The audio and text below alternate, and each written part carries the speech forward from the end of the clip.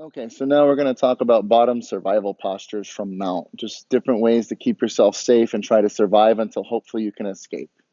So a couple things to think about in terms of the height he is on my body. So right now he's back sitting on my hips. This is one of the better positions I can be in because the higher he climbs, the more danger I'm in. At this point, if I want to get my feet close and I bridge, I actually can lift his hips, right? And that wasn't even a big bridge, but he's already moving. If he starts to climb higher, the higher he gets, if I let him get up here, now if I bridge, I actually can't move his body. The other issue that we run into is now my arms are away from my body, so I can't defend them. He can start to attack these. I can't protect, right? Americana, arm lock, all these things. If I try to put him here, this isn't a good defense. I'm not in a strong position.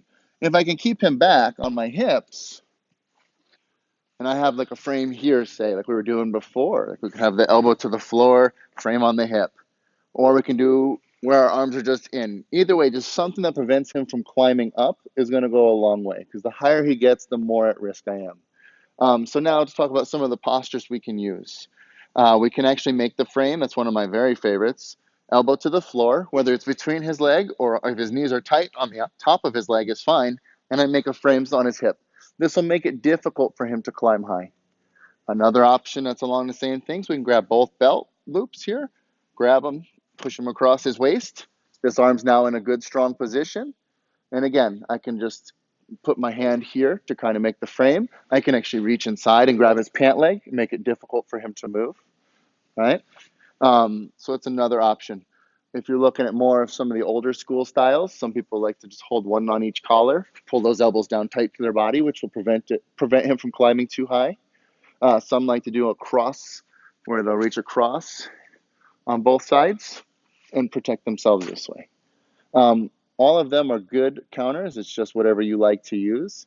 If it was no-gi, some people just like to put their hands together, almost like a prayer position, and just be nice and tight in a good position here. And then they can still fight back if they need, but their arms are strong.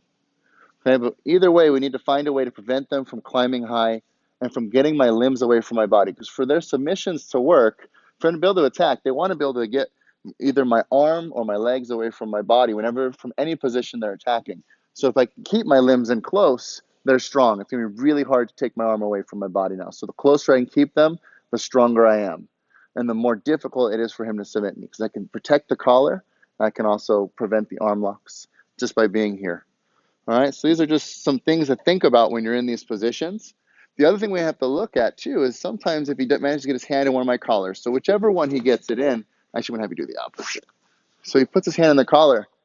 I already know for him to finish the choke, in general, he wants to get something in the other collar, whether it's palm up, palm down, or some kind of other variation on that. I need to protect it. So number one thing I will always do to make it harder for him is I'll take my jaw and I'll put it against my shoulder to try and make space so it's harder to get the hand in the collar.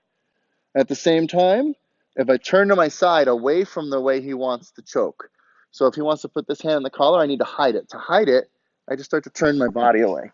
Now he has a little bit less access. It's harder to get deeper. So between pinching my head to my shoulder and then turning to my side, it's going to be more difficult. Not impossible, but more difficult.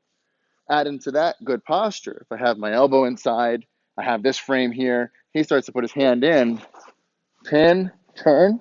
I'm already most of the way ready to escape.